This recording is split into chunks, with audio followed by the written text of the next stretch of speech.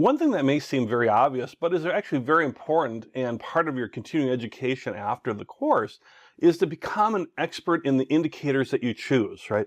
You may have a small universe of indicators that you're really trading on a lot and really know that deeply. Really, it's a really good idea to do that, to really know those indicators inside and out, really identify with those particular indicators that are in your main toolbox as far as trading. Hug them, love them, really understand to them. And be wary too, if and don't listen to others who say like, well, that's not the best indicator, you should use this. You can see, like in the course where I talk about that all indicators are good, and maybe in certain situations some are better than others, or certain time frames or whatever it might be, and those are all contained in the indicator or tool lessons.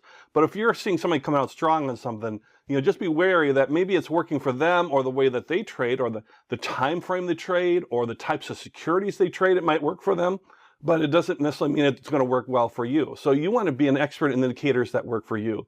And even with that let's say primary indicator, that is your primary one that you love and you really know it well, always good to have a confirming indicator, something different to help confirm it too. So you're kind of an expert maybe in more than one type of indicator.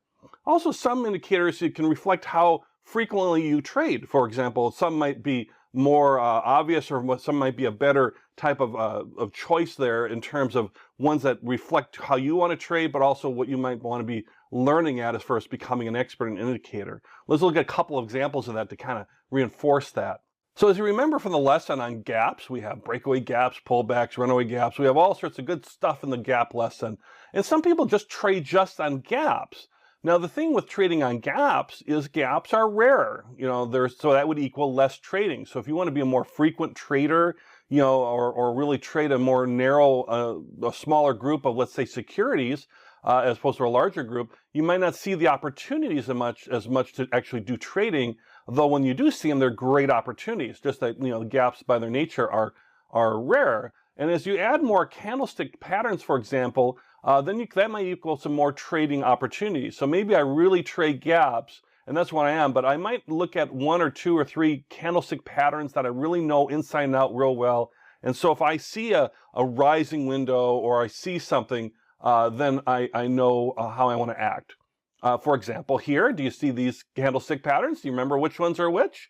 It's okay, you don't have to remember the names. You just kind of have to understand the concept at this point as far as what's happening with them, with whether they're trending up or trending down, or there might be a change in the trend.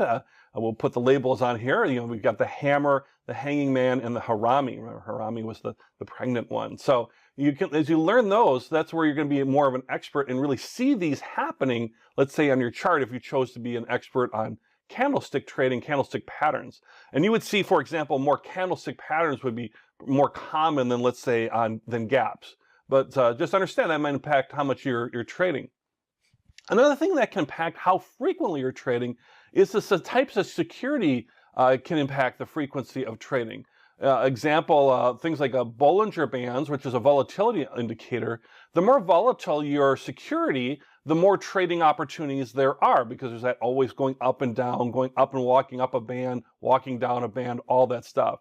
And that's why things like Bollinger Bands are popular with securities such as technology stocks, and cryptocurrency is popular with those. Same with Fibonacci, are popular because of the volatility. It gives them more opportunities for trading than if something is not volatile at all, a utility stock possibly, or something like that. It's not going to have as many times or maybe as long a length as far as walking up the band, versus something like you're seeing an example here, as far as something more volatile, well, there's lots of opportunities to trade on that. So understand that if you I like this one type of trading indicator or tool, sometimes that can impact how much you frequently want to trade.